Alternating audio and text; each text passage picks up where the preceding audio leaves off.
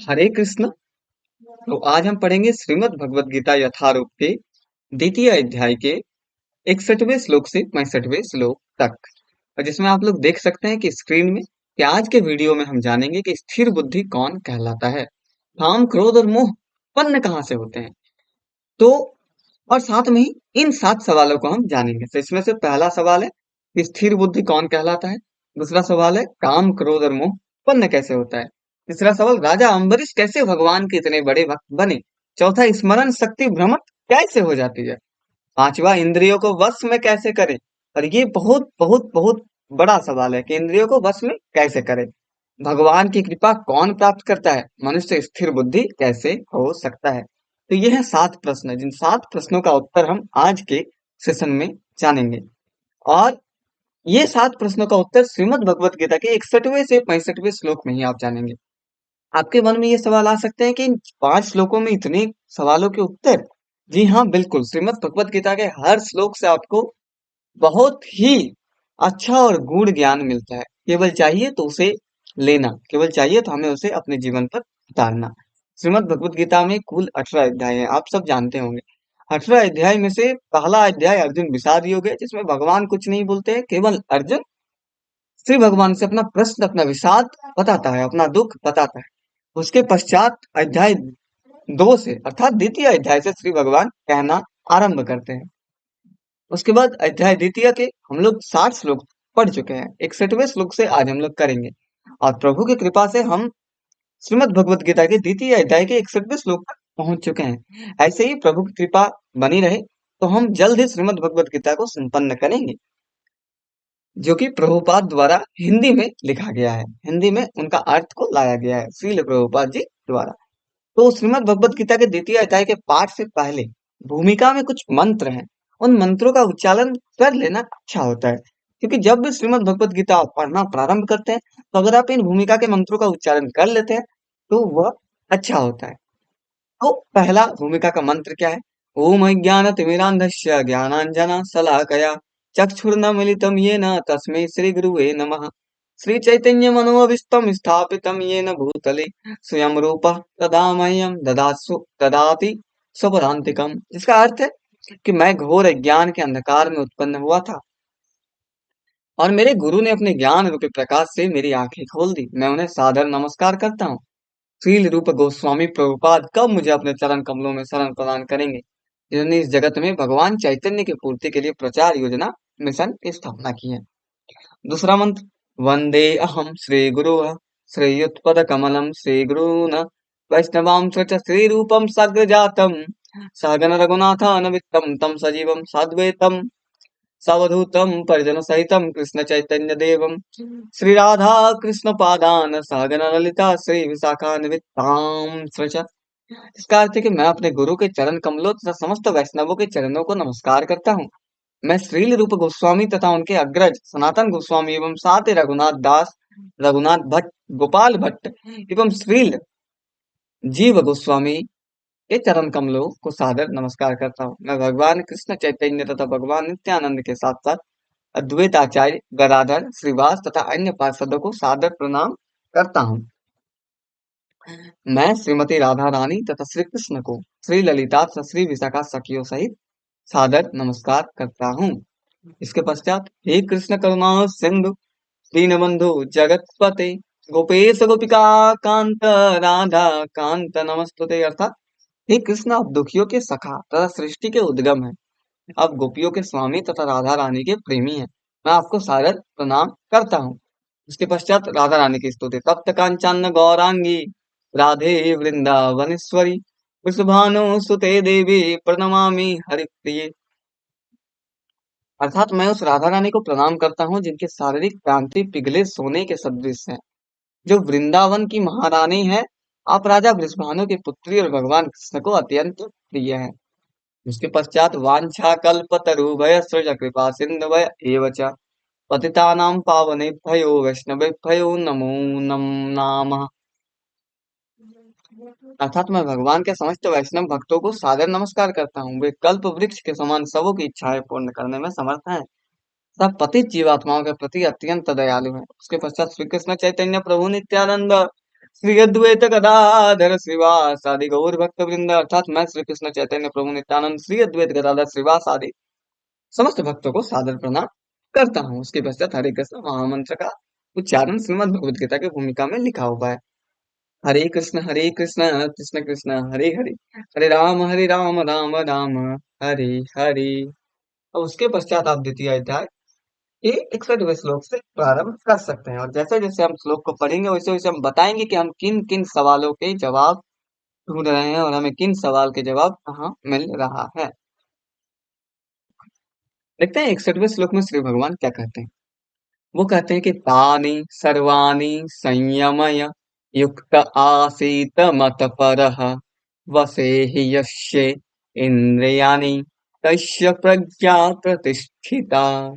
जिसका अर्थ है कि जो इंद्रियों को पूर्णतया वश में रखते हुए, जो इंद्रियों को पूर्णतया वश में रखते हुए इंद्रिय संयमन करता है और अपनी चेतना को मुझ में स्थिर कर देता है, वह मनुष्य स्थिर बुद्धि कहलाता है।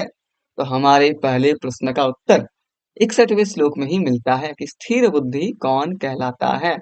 इसका उत्तर यही है कि जो इंद्रियों को पूर्णतया वश में रखते हुए, इंद्रियों को पूर्णतया वश में रखते हुए का अर्थ है कि जो अपने इंद्रियों को वश में रखता है, अर्थात जो अपने इंद्रियों के वश में नहीं आता बल्कि अपने इंद्रियों को वश में रखता है। इंद्रियां क्या है? इंद्रियां हैं हमारे शरीर के 5 सेंस ऑर्गन्स, जैसे कि आंख, कान, जिह्वा, हमारे स्पर्श जिससे हम करते हैं स्किन, और हमारे नाक जिससे हम सूंघते हैं। तो ये 5 इंद्रियां हैं।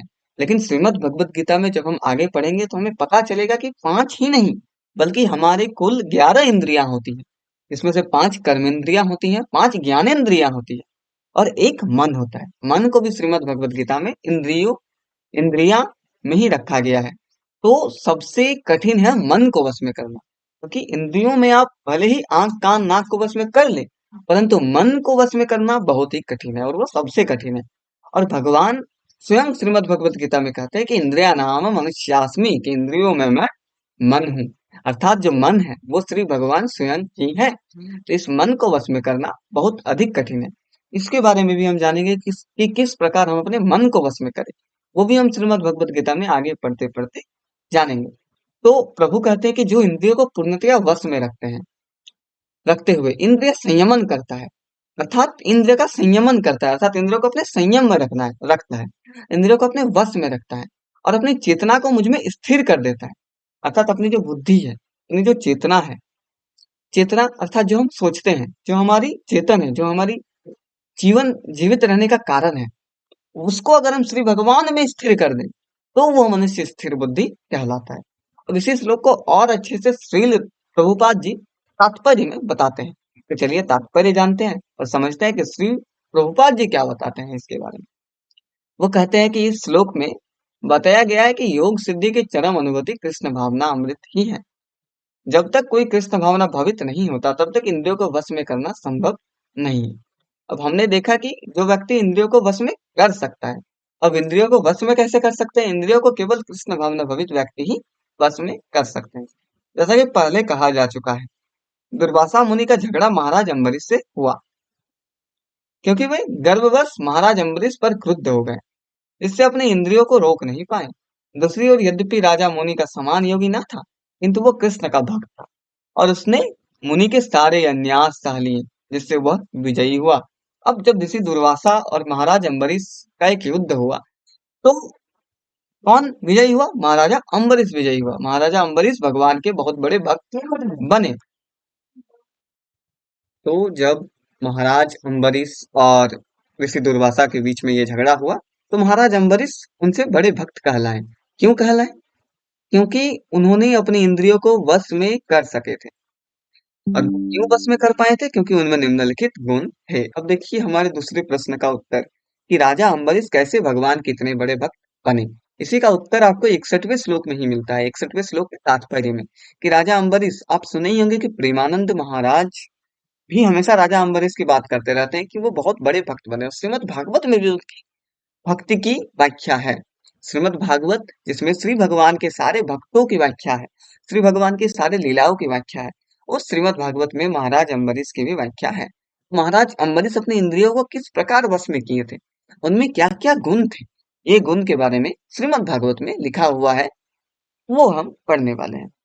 देखिए लिखा हुआ है कि सवै मनः कृष्ण पदार विंदयो वरचामसि वैकुंठ गुणानुवर्णने करो हरे मंदिर मार्जना दिशु श्रुतिम चकारा चयूतस्त कथोदय मुकुंद लिंगालय दर्शने ऋष्यो तदभृत्यागा त्रस्पर्शे अगसंगमम ध्यानं च तत्पादसरोजसौरभे श्रीमतुल्लशयरसनाम तदर्पिते पादौ हरेः क्षित्रपदानुसपर्णे शिरो ऋषिकेशपदाभिवन्दने कामम च दास्य न तु कामकामयया यथ उत्तमं श्लोकजनश्रयारतिः।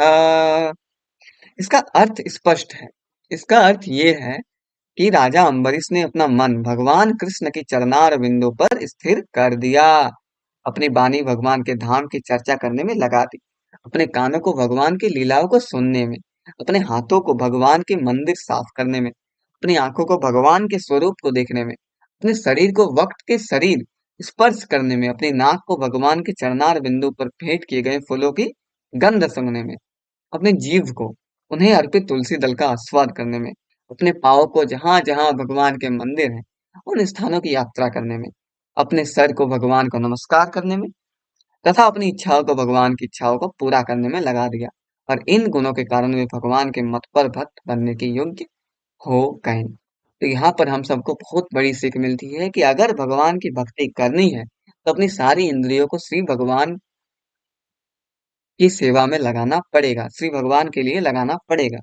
ठीक उसी प्रकार जिस प्रकार राजा अम्बरीश लगाए थे। तो अपने इंद्रियों को हम भगवान की सेवा में किस प्रकार लगाएं, इसी के लिए तो हम श्रीमद् भगवत गीता को पढ़ रहे हैं। हम श्री भगवान को जानने के लिए ही श्री भगवान या श्रीमद् भगवत गीता को पढ़ रहे हैं। श्री भगवान जो हमें 18 अध्याय में बताते हैं वो ये ही बताते हैं कि किस प्रकार आप अपनी इंद्रियों को मुझ में लगा सकते हैं, किस प्रकार आप सब कुछ छोड़ करके, सब कुछ भुला करके मेरे शरण में आ सकते हैं। सर्वधर्मान्य परित्यज्य माम एकम शरणम व्रज हम त्वाम सर्व पापेभ्यो मोक्षयिष्यामि मा शुचः। लास्ट में मतलब अंत में भगवान ये श्लोक कहते हैं कि तुम सारे धर्मों को छोड़ करके मेरे शरण में आ जाओ, मैं तुम्हारे सारे पापों को हम त्वाम सर्व पापेभ्यो मैं तुम्हारे सारे पापों को नष्ट कर दूंगा और तुम्हें मोक्ष की प्राप्ति करवाऊंगा। अर्थात अंततः हमें भगवान की शरण में आना है। इसीलिए हम श्री भगवान की जो सबसे बड़ी ग्रंथ है श्रीमद् भगवत गीता उसको पढ़ रहे हैं। उसमें हम सब कुछ जानेंगे, सब कुछ जीवन से जितने समस्याएं हैं उन सारे समस्याओं का समाधान मिलेगा। लेकिन आज के जमाने में कोई ये सब सुनना या देखना नहीं चाहता है। लोगों के पास समय कहाँ है, कितने लंबे लंबे वीडियो देखे, इतने लंबे लंबे बातें सुने, इतने लंबे लंबे सेशंस देखे। लेकिन प्रभु की कृपा हुई तो अवश्य कोई ना कोई देखेगा, और अगर इन वीडियो से 1 2 5 10 पुरुषों का भी या स्त्रियों का भी उद्धार होता है, वो अगर श्री भगवान के चरणार बिंदु तक पहुंचते हैं, तो मैं जानूंगा कि मेरा ये संकल्प, मेरा ये कर्म सिद्ध हुआ। इसीलिए जितना संभव हो सके 5 minute 10 minute 2 minute Shrimad Bhagavad Gita को अवश्य सुने, देखे एवं पढ़े। अब आगे देखते हैं कि इस प्रसंग में मत पर शब्द अत्यंत सार्थक है। कोई मत पर किस तरह हो सकता है, इसका वर्णन महाराज अम्बरीश के जीवन में बताया गया है। मत पर परमात्मा के महान विद्वान तथा आचार्य श्रील बलदेव विद्याभूषण का कहना है कि मदभक्ति प्रभावेन सर्वेंद्र सर्वेंद्रिय विजय पूर्विका स्वात्म दृष्टि सुलोभित भाव, अर्थात कि इंद्रियों को केवल कृष्ण के भक्ति के बल से बस में किया जा सकता है। अर्थात ये जो इंद्रियां हैं, मैंने जैसे ही पहले बताया कि हमारे 5 इंद्रियां हैं, हमारे कुल 11 इंद्रियां हैं, जिनमें से 5 ज्ञानेंद्रियां हैं, 5 कर्मेंद्रियां हैं और 1 मन है। तो अगर हम 5 ज्ञानेंद्रिया को भी वश में कर लेते हैं तो धीरे धीरे मेरी कर्मेंद्रिया भी वश में आएंगी और मन भी वश में आएगा। लेकिन उसके लिए हमें अपने ज्ञानेंद्रियों को वश में करना पड़ेगा। कैसे वश में करें? भगवान की भक्ति से वश में करें, क्योंकि केवल कृष्ण की भक्ति के बल से ही हम अपने इंद्रियों को वश में कर सकते हैं। अब यहाँ पर उदाहरण दिया जाता है कि कभी कभी अग्नि का भी उदाहरण दिया जाता है। जिस प्रकार जलती हुई अग्नि कमरे के भीतर की सारी वस्तुएं जला देती हैं, उसी प्रकार योगी के हृदय में स्थित भगवान विष्णु सारे मलों को जला देते हैं। आपको ये जानना चाहिए कि श्री भगवान हम सबके हृदय में स्थित है, अर्थात कृष्ण या विष्णु हम सबके हृदय में स्थित हैं, और वो क्षीरोद साई विष्णु के रूप में हमारे हम सबके शरीर में स्थित है। इन सब के बारे में हम श्रीमद् भगवत गीता में ही धीरे धीरे जानेंगे। अब योग सूत्र भी विष्णु का ध्यान आवश्यक बताता है, शून्य का नहीं। जो योग सूत्र है वो ये बताता है कि आप शून्य का ध्यान ना करें, आप विष्णु का ध्यान करें। तथाकथित योगी जो विष्णु पद को छोड़कर अन्य किसी वस्तु का ध्यान करते हैं, केवल मृग मरीचिकाओं की खोज में वृथा ही अपना समय गवाते हैं। अर्थात आप किसी और अन्य वस्तु की ध्यान ना करें, बल्कि श्री भगवान श्री कृष्ण श्री विष्णु के ही ध्यान करें। हमें कृष्ण भावना भवित होना चाहिए, भगवान के प्रति अनुरक्त होना चाहिए। असली योग का यही उद्देश्य है। 62वें श्लोक में श्री भगवान क्या कहते हैं? वो कहते हैं, ध्यायतो विषयान पुंसः सड़ंगस्ते सुपजायते सड़ंगात संजायते कामः कामात क्रोध अभिजायते। हमारे दूसरे प्रश्न का उत्तर कि काम, क्रोध और मोह उत्पन्न कैसे होता है, इसी का उत्तर श्री भगवान 62वें श्लोक में देते हैं। जिसका अर्थ, जिसका हिंदी अनुवाद या हिंदी अर्थ ये है कि इंद्रिय विषयों का चिंतन करते हुए मनुष्य की उनमें आसक्ति उत्पन्न हो जाती है, और ऐसी आसक्ति से काम उत्पन्न होता है, और फिर काम से क्रोध प्रकट होता है। तो आप इस कनेक्शन को, इस लिंक को देख सकते हैं कि जिस प्रकार मनुष्य के मन में इंद्रिय विषय आता है, इंद्रिय विषयों का चिंतन आता है कि चलो ना ये करते हैं, चलो ना वो करते हैं, चलो ना ये जो इच्छा आती है, इंद्रियों की इच्छा की चलो ना आज आम खाते हैं, चलो ना आज कुछ और करते हैं, चलो ना आज ये विषय भोग करते हैं। तो यही विषय भोग से काम उत्पन्न होता है, और इस काम से क्रोध उत्पन्न होता है। इसकी अच्छे से व्याख्या, अच्छे से विश्लेषण भी है, लेकिन तात्पर्य में प्रभुपाद जी भी हमें बहुत अच्छे से इसके बारे में समझाते हैं। और जैसे जैसे हम श्रीमद् भगवत गीता को पढ़ेंगे, वैसे वैसे इसका हम और अधिक विश्लेषण पाते जाएंगे। तो तात्पर्य में प्रभुपाद जी क्या कहते हैं कि जो मनुष्य कृष्ण भावना भवित नहीं है, उसमें इंद्रिय विषय के चिंतन से भौतिक इच्छाएं उत्पन्न होती हैं। इंद्रियों के किसी कार्य में लगे रहना चाहिए, अर्थात जो हमारी इंद्रियां हैं वो हर पल कुछ ना कुछ करना चाहता है, कुछ ना कुछ करता ही है। और यदि वे भगवान के दिव्य प्रेम भक्ति में नहीं लगी रहेंगी, तो निश्चय ही भौतिक बात में लगना चाहेंगी। हमारे पूज्य प्रेमानंद जी महाराज भी हमेशा कहते हैं कि अगर हमारा मन, अगर हमारा इंद्रिय श्री भगवान के नाम पर, या श्री भगवान के लीला पर, या श्री भगवान के गुण पर, या उनके रूप पर ना लगा रहे, तो वो विषय में आना ही चाहेगा, क्योंकि हमारा इंद्रिय का यह स्वभाव है कि वो हर वक्त कुछ ना कुछ करना चाहता है। हमारा मन हर वक्त कुछ ना कुछ सोचता रहता है। तो अगर हम श्री भगवान को ना सोचे, तो निश्चय है कि हम भौतिक चीजों को सोचेंगे, और जो हमें क्षति पहुंचाएगी। अगर हम श्री भगवान को सोचते हैं, तो वो हमें कदापि क्षति नहीं पहुंचाएगी। इस भौतिक जगत में हर एक प्राणी इंद्रिय विषय के अधीन है, यहाँ तक कि ब्रह्मा तथा शिव जी भी। अब प्रभुपाद जी लिखते हैं कि हर एक प्राणी इंद्रिय विषय के अधीन है, ब्रह्मा तथा शिव जी भी इंद्रिय विषय के अधीन है। तो स्वर्ग के अन्य देवताओं के विषय में क्या कहा जा सकता है? इस संसार के जंजाल से निकलने का एकमात्र उपाय है कृष्ण भावना भवित होना। यहाँ पर कृष्ण भावना भवित से प्रभुपाद जी का तात्पर्य यही है कि भगवान कृष्ण का अनन्य भक्त होना, अर्थात जो केवल भगवान कृष्ण के लिए ही कर्म करे। इसका अर्थ ये बिल्कुल भी नहीं है कि वो सारा कर्म छोड़ दे, वो कर्म करे, लेकिन वो जो भी करे श्री भगवान को अर्पित करे, श्री भगवान के लिए करे, श्री भगवान को खुश रखने के लिए करे। गोपाल जी लिखते हैं कि शिव अर्थात महादेव ध्यान मग्न थे, किंतु जब पार्वती ने विषय भोग के लिए उन्हें उत्तेजित किया, तो वो सहमत हो गए, जिसके फलस्वरूप कार्तिकेय का जन्म हुआ। इसी प्रकार तरुण भगवत भक्त हरिदास ठाकुर को माया देवी के अवतार ने मोहित करने का प्रयास किया, किंतु विशुद्ध कृष्ण भक्ति के कारण वे इस कसौटी में खरे उतरे, जैसा कि यामुन आचार्य के उपयुक्त श्लोक में बताया जा चुका है। भगवान के एकनिष्ठ भक्त भगवान की संगति के आध्यात्मिक सुख का आस्वादन करने के कारण समस्त भौतिक इंद्रिय सुख को त्याग कर देता है। अतः जो कृष्ण भावना भवित नहीं है, वह कृत्रिम दमन के द्वारा अपने इंद्रियों को वश में करने में कितना ही शक्तिशाली क्यों ना हो, अंत में अवश्य असफल होगा, क्योंकि विषय सुख का रंच मात्र विचार भी उसे इंद्र तृप्ति के लिए उत्तेजित कर देगा। तो इस श्लोक से हम यही समझते हैं कि इंद्रिय विषयों के चिंतन से मनुष्य में काम उत्पन्न हो जाता है, और काम से उसके बाद क्रोध उत्पन्न होता है, जिससे हमारा लाभ कभी नहीं होता है, जिससे हमारी हानि ही होती है। अर्थात हमें अपने इंद्रियों विषयों को दमन करके रखना होता है। आगे 63वें श्लोक में श्री भगवान कहते हैं, क्रोधाद भवति सम्मोहः सम्मोहात् स्मृति विभ्रमः स्मृति भ्रंशाद बुद्धिनाशो बुद्धिनाशात् प्रणश्यति। अर्थात कि क्रोध से पूर्ण मोह उत्पन्न होता है और मोह से स्मरण शक्ति का विभ्रम हो जाता है। तो यहाँ पर हमारे नेक्स्ट क्वेश्चन, जो कि स्मरण शक्ति भ्रमित कैसे होती है, हमारे चतुर्थ क्वेश्चन का उत्तर हमें मिलता है। चतुर्थ प्रश्न का उत्तर मिलता है कि स्मरण शक्ति अर्थात हमारी जो स्मरण शक्ति है वो किस प्रकार भ्रमित हो जाती है। तो वो किस प्रकार भ्रमित होती है? वो क्रोध से जब मोह उत्पन्न होता है तो मोह से स्मरण शक्ति विभ्रम हो जाती है अर्थात भ्रमित हो जाती है।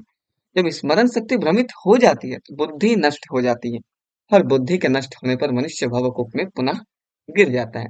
तो जैसे ही हमारी स्मरण शक्ति विनष्ट हो जाती है तो हमारी बुद्धि भी नष्ट हो जाती है। हमारी स्मरण शक्ति भ्रमित हो जाती है तो हमारी बुद्धि नष्ट हो जाती है और जैसे ही हमारी बुद्धि नष्ट हो जाती है तो मनुष्य पुनः इसी भवकूप में गिर जाता है। भवकूप अर्थात यही जीवन के जो जन्म मृत्यु का चक्र है, इसको प्रभु भवकूप कह करके बता रहे हैं कि क्रोध से क्या होता है? मोह आता है। क्रोधा भवति सम्मोहः। सम्मोह होता है स्मृति विभ्रम और मोह से क्या होता है? स्मृति विभ्रम हो जाती है। स्मृति भ्रंशाद बुद्धि नाश। और जब स्मृति विभ्रम हो जाती है अर्थात स्मृति शक्ति स्मरण शक्ति भ्रमित हो जाती है तो वो हमारी बुद्धि को नाश कर देती है और बुद्धि नाश प्रणश्यति। और बुद्धि के नाश से क्या हो जाता है कि अधः पतन हो जाता है अर्थात विनाश हो जाता है। प्रणश्यति का मतलब अधः पतन हो जाना।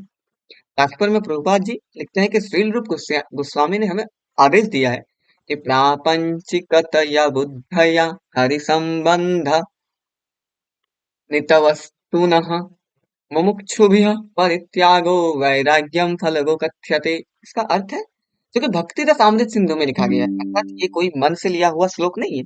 ये भक्ति रस अमृत सिंधु में लिखा गया है जिन्हें श्रील रूप गोस्वामी जी लिखते हैं। तो इसका अर्थ है कि कृष्ण भावनामृत में विकास से मनुष्य जान सकता है कि प्रत्येक वस्तु का उपयोग भगवान की सेवा के लिए किया जा सकता है। जो कृष्ण भावनामृत के ज्ञान से रहित है वो कृत्रिम धन से भौतिक विषयों से बचने का प्रयास करते हैं। अर्थात जो भगवान के भक्ति से जो कृष्ण भावना अमृत से कृष्ण भावना भविष्य से मतलब बचने का जो कृष्ण भावना अमृत के ज्ञान से रहित है अर्थात उस ज्ञान में नहीं है, वो विषयों से बचने का प्रयास करते हैं लेकिन भवबंधन से मोक्ष की कामना करते हुए भी वैराग्य की चरम अवस्था प्राप्त नहीं कर पाते। किंतु फिर भी वो वैराग्य की जो चरम अवस्था होती है उसको प्राप्त नहीं कर पाते। उनका तथाकथित वैराग्य फल्गु अर्थात गौण कहलाता है। इसके विपरीत कृष्ण भावना भवित व्यक्ति जानता है कि प्रत्येक वस्तु का उपयोग भगवान की सेवा में किस प्रकार किया जाए, फलतः वो भौतिक चेतना का शिकार नहीं होता। किंतु जो कृष्ण भावना भवित व्यक्ति होता है, मैंने आपको पहले ही बताया कि कृष्ण भावना भवित का अर्थ यही है कि जो व्यक्ति अपनी चेतना में श्री भगवान की सेवा को लगा चुका है, जो अपनी चेतना को श्री भगवान को समर्पण कर चुका है, वही है कृष्ण भावना भवित। आगे आगे हम और जानेंगे कि कृष्ण भावना भवित का असली अर्थ क्या होता है। अब उदाहरणार्थ निर्विशेषवादी के अनुसार भगवान निराकार होने के कारण भोजन नहीं कर सकते, तो वो अच्छे खाद्यों से बचता रहता है। किंतु भक्त जानता है कि कृष्ण परम भोक्ता है और भक्ति पूर्वक उन पर जो भी भेंट चढ़ाई जाती है उसे वो खाते हैं। अर्थात जो भक्त होते हैं वो जानते हैं कि श्री भगवान को हम जो भी भोग भक्ति पूर्वक चढ़ाएंगे उसे भगवान ग्रहण करेंगे।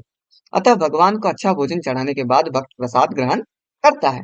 इस प्रकार हर वस्तु प्राणवान हो जाती है और अधः पतन का कोई संकट नहीं रहता। भक्त कृष्ण भावना अमृत में रहकर प्रसाद ग्रहण करता है जबकि भक्त इसे पदार्थ के रूप में तिरस्कार कर देता है। अतः निर्विशेषवादी अपने कृत्रिम त्याग के कारण जीवन का भोग नहीं कर पाता और यही कारण है कि मन के थोड़े से विचलन से वह भवकूप में पुनः आ गिरता है। कहा जाता है कि मुक्ति के स्तर तक पहुंच जाने पर भी ऐसे जीव नीचे गिर जाता है क्योंकि उसे भक्ति का कोई आश्रय नहीं मिलता। 64वें श्लोक में श्री भगवान लिखते हैं, मतलब श्री भगवान कहते हैं कि राग द्वेष विमुक्त्वेस्तु विषयानि निन्द्रियेषु आत्मा वश्ये विरधयेत्मा प्रसादधिगच्छति। इसका अर्थ अर्थात हिंदी में इसका अर्थ यही है कि किंतु समस्त राग तथा द्वेष से मुक्त एवं अपनी इंद्रियों को संयम द्वारा वश में करने में समर्थ व्यक्ति भगवान की पुनः पूर्ण कृपा प्राप्त कर सकता है। इसका अर्थ स्पष्ट है कि जो अपने राग को अपने द्वेष को अर्थात जो अपने राग द्वेष से मुक्त होता है, जो अपने राग को द्वेष को विजयी कर लेता है किंतु समस्त राग तथा द्वेष से मुक्त एवं अपनी इंद्रियों को संयम द्वारा वश में करने में समर्थ व्यक्ति भगवान की पूर्ण कृपा प्राप्त कर सकता है। अर्थात जो व्यक्ति अपनी इंद्रियों को संयम में कर लेता है वही भगवान की पूर्ण कृपा को प्राप्त कर सकता है। इसकी तात्पर्य में प्रभुपाद जी लिखते हैं कि पहले ही बताया जा चुका है कि कृत्रिम इंद्रियों पर बाह्य रूप से नियंत्रण किया जा सकता है, किंतु जब तक इंद्रियां भगवान की दिव्य सेवा में नहीं लगाई जाती, तब तक नीचे गिरने की संभावना बनी रहती है। यद्यपि पूर्णतया कृष्ण भावनाभवित व्यक्ति ऊपर से विषयी स्तर पर क्यों ना देखे, किंतु कृष्ण भावनाभवित होने से वह विषयी कर्मों में आसक्त नहीं होता। उसका एकमात्र उद्देश्य तो कृष्ण को प्रसन्न करना रहता है, अन्य कुछ नहीं। अतः वह समस्त आसक्ति तथा विरक्ति से मुक्त होता है। कृष्ण की इच्छा होने पर भक्त सामान्यतया अवांछित कार्य भी कर सकता है, किंतु यदि कृष्ण की इच्छा नहीं है, तो वह उस कार्य को भी नहीं करेगा जिसे वह सामान्य रूप से अपने लिए करता हो।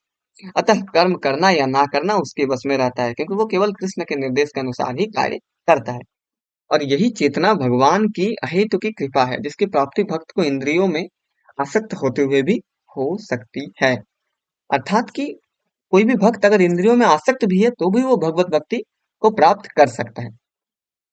क्यों? क्योंकि वो जब अपने सारे इंद्रियों को धीरे धीरे भगवान पर लगाएगा, अपनी सारी इंद्रियों को भगवान की सेवा में लगाएगा, तो धीरे धीरे वो इंद्रियों से आसक्त होना छूटेगा, वो इंद्रिय विषयों से बचेगा और भगवान के अहितु की भक्ति करेगा। तो भगवान की जो अहितु की कृपा है, वो भक्त को इंद्रियों में आसक्त होते हुए भी हो सकती है। अंत में प्रभुपाद जी इस श्लोक के अंत में यही बताते हैं कि भगवान की भक्ति से ही व्यक्ति इंद्रियों से या विषय भोग से बच सकता है। 65वें श्लोक में श्री भगवान क्या कहते हैं, देखिए, इंद्रियों को वश में कैसे करें। तो इंद्रियों को वश में कैसे करें, प्रश्न का उत्तर यहीं पे मिलता है कि इंद्रियों को वश में करने का एकमात्र और सबसे सरल उपाय यही है कि हम अपने राग द्वेष से मुक्त हों और श्री भगवान की भक्ति करें, क्योंकि श्री भगवान की भक्ति से ही इंद्रियां वश में आती हैं। श्री भगवान की भक्ति के बिना इंद्रियां कभी वश में नहीं आ सकती, देखिए। किंतु जब तक इंद्रियां भगवान की दिव्य सेवा में नहीं लगाई जाती, तब तक नीचे गिरने की संभावना बनी रहती है।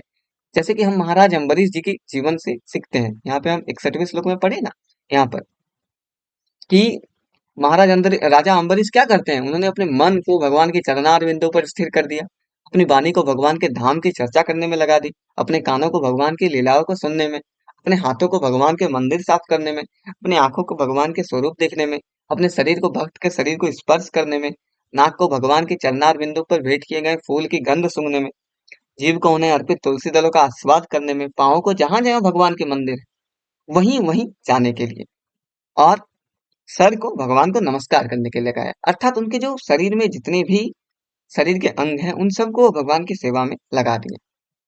अर्थात वो अपने इंद्रियों को भगवान की सेवा पर लगा दिए, जिसके कारण वो भगवान के इतने बड़े भक्त कहलाए। तो हमें श्री भगवान की भक्ति में अपने इंद्रियों को लगाना चाहिए, तो ही हम अपने इंद्रियों को वश में कर पाएंगे। और जब तक हम अपने इंद्रियों को वश में नहीं कर पाएंगे, हम हमारे मन को भी वश में नहीं कर पाएंगे। और जब तक मन इंद्रियां वश में नहीं आएंगे, तब तक हम श्री भगवान तक पहुंचना अत्यंत कठिन है। किंतु हाँ, ये संभव है कि हम श्री भगवान तक पहुंच जाएं, क्योंकि यहाँ पर अंत में प्रभुपाद जी लिखते हैं कि यही चेतना भगवान की अहेतु की कृपा है, इसकी प्राप्ति भक्त को इंद्रियों में आसक्त होते हुए भी हो सकती है। कि अगर भगवान अहेतु की कृपा कर देते हैं, तो भक्त चाहे इंद्रियों को वश में कर पाए या नहीं कर पाए, अगर वो भगवान के शरण में चल जाता है, तो वो भगवान तक पहुंच जाता है, क्योंकि श्री भगवान उसे वो सद्बुद्धि देते हैं जिसके मदद से वो अपने इंद्रियों को अंत में वश में कर पाता है। लास्ट में, अर्थात आज के सेशन के अंत में 65वें श्लोक में श्री भगवान कहते हैं कि प्रसादे सर्व दुखानाम हानिरस्योपजायते प्रसन्न चेतसो हयास्रु बुद्धि पर्यवतिष्ठते। इसका अर्थ है कि इस प्रकार कृष्ण भावना अमृत में तुष्ट व्यक्ति के लिए संसार के तीनों ताप नष्ट हो जाते हैं, और ऐसी तुष्ट चेतना होने पर उसकी बुद्धि शीघ्र ही स्थिर हो जाती है। श्री भगवान इस श्लोक में बताते हैं कि स्थिर बुद्धि मनुष्य किस प्रकार हो जाता है जब वो कृष्ण भावना अमृत में तुष्ट हो जाता है।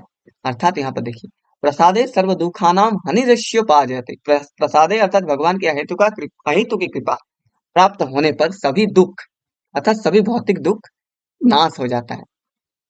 पहले श्लोक के पहले लाइन, मतलब 65वें श्लोक के पहले लाइन का अर्थ यह है कि प्रसादे अर्थात भगवान की कृपा होने से, भगवान का अहेतु की कृपा होने पर, सर्व दुखानाम अर्थात सारे दुखों का जो होता है, हनि रस्योपाय जते अर्थात सारे दुखों का नाश हो जाता है। प्रसन्न चेतस हयास्रु बुद्धि पर्य वितष्ठते। और जो प्रसन्न चित्त वाले होते हैं, उनकी निश्चय ही बुद्धि भी स्थिर हो जाते हैं। अर्थात जो श्री भगवान के लिए प्रसन्न, जिनका चित्त प्रसन्न है, जिनका चित्त श्री भगवान में लगा हुआ है, अर्थात जो कृष्ण भावनामृत में है, उनका बुद्धि स्थिर हो जाती है। तो इसका हिंदी में अनुवाद यही है कि कृष्ण भावनामृत में तुष्ट व्यक्तियों के लिए संसार के तीनों ताप नष्ट हो जाता है। यहाँ पर संसार के तीनों ताप से भगवान का ये अर्थ है कि जो रजोगुण, सतोगुण और तमोगुण है, ये जो तीनों ताप है, ये जो तीनों गुण है, ये तीनों गुण मनुष्य के नष्ट हो जाते हैं, अर्थात वो इन तीनों गुणों से ऊपर उठ जाता है। क्योंकि श्री भगवान अर्जुन को पहले ही बताते हैं कि तुम इन संसार के तीनों तापों से, इन संसार के तीनों गुणों से ऊपर उठो, तभी तुम मेरी अनन्य भक्ति कर पाओगे। और जो व्यक्ति भगवान की भक्ति में लग जाता है, अपने सारे इंद्रियों को भगवान की भक्ति में लगा देता है, वो अंततः संसार के तीनों गुणों से, संसार के तीनों तापों से ऊपर उठ जाता है। और ऐसी तुष्ट चेतना होने पर उसकी बुद्धि शीघ्र ही स्थिर हो जाती है। जब उसकी चेतना ऐसी हो जाती है तो उसकी बुद्धि भी शीघ्र ही स्थिर हो जाती है, अर्थात वो स्थिर बुद्धि कहलाता है।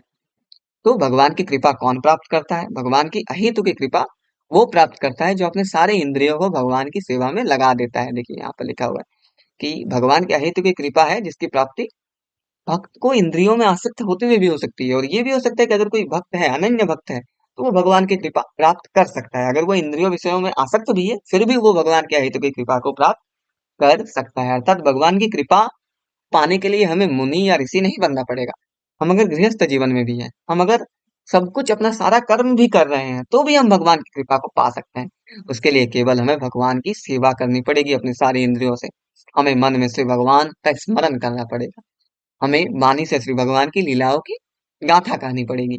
हमें नयन से श्री भगवान की मूर्तियों का दर्शन करना पड़ेगा, श्री भगवान का दर्शन करना पड़ेगा। हमें नाक से श्री भगवान को अर्पित फूल को सूंघना पड़ेगा, उनका आस्वादन लेना पड़ेगा। और जैसे जैसे हम भक्ति में आगे बढ़ते जाएंगे, वैसे वैसे ये सब करना हमें और अच्छा लगता जाएगा।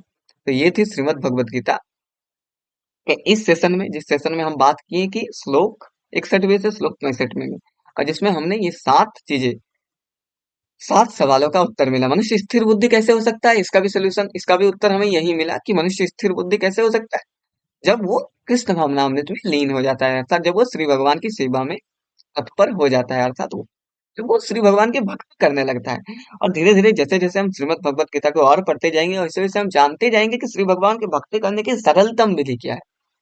श्रीमद् भगवत गीता में ही आगे बताया गया है कि सिर्फ हरेर नाम, या हरि का जो नाम है, हरि का जो संकीर्तन यज्ञ है, इससे बड़ा और इससे अच्छा उपाय कलयुग में कुछ नहीं है भक्ति को प्राप्त करने के लिए। हरेर नाम हरेर नार्मेव केवलम कलो नास्तैव नास्तैव नास्तैव गति अन्यथा।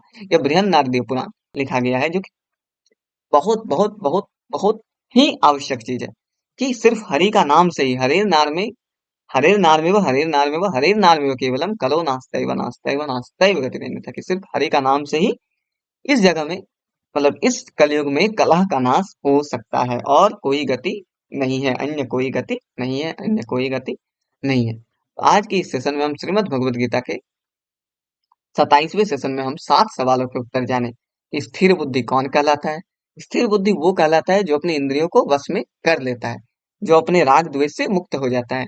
काम क्रोध और मोह उत्पन्न कैसे होते हैं? काम क्रोध और मोह इंद्रिय विषय से ही उत्पन्न होते हैं। राजा अम्बरीश कैसे भगवान के इतने बड़े भक्त बने? बताइए, आप सबको भी पता चल गया होगा कि राजा अम्बरीश अपने सारे इंद्रियों को श्री भगवान की सेवा में लगा दी, इसके कारण वो श्री भगवान के इतने बड़े भक्त बने। वो मुनि दुर्वासा से भी जीत गए भक्ति में। स्मरण शक्ति भ्रमित कैसे हो जाती है? स्मरण शक्ति काम से और क्रोध से और मोह से भ्रमित हो जाती है। इंद्रियों को वश में कैसे करें? इंद्रियों का वश केवल और केवल भगवान की भक्ति से किया जा सकता है। भगवान की कृपा कौन प्राप्त करता है? भगवान की कृपा हम प्राप्त कर सकते हैं। हम सब जो इंद्रियों में आसक्त हैं, वो भी भगवान की कृपा को प्राप्त कर सकते हैं और अंततः भगवान तक पहुंच सकते हैं। केवल हमें भगवान के शरण में जाना होता है। मनुष्य स्थिर बुद्धि कैसे हो सकता है? मनुष्य स्थिर बुद्धि तभी हो सकता है जब वो अपने मन को, अपने इंद्रियों को श्री भगवान की सेवा में लगा देता है। तो ये थी हमारी श्रीमद् भगवत गीता के 27वें सेशन का मूल तात्पर्य। मैं आशा करता हूँ कि आपको ये सेशन अच्छा लगा होगा। श्री भगवान की वाणी से आप बहुत कुछ सीखे होंगे। केवल सीखने से ही सब कुछ नहीं होता, आप कोशिश कीजिए कि इसे अपने जीवन में उतार पाएं। आज के सेशन में बस इतना ही। फिर मिलेंगे एक और नए सेशन के साथ, एक और नए वीडियो के साथ, एक और नए उत्साह के साथ, एक और नए आनंद, एक और नए उमंग के साथ। तब तक के लिए हंसते रहें, मुस्कुराते रहें और बने रहें भास्कर खवास टॉक्स चैनल के साथ। हरे कृष्ण।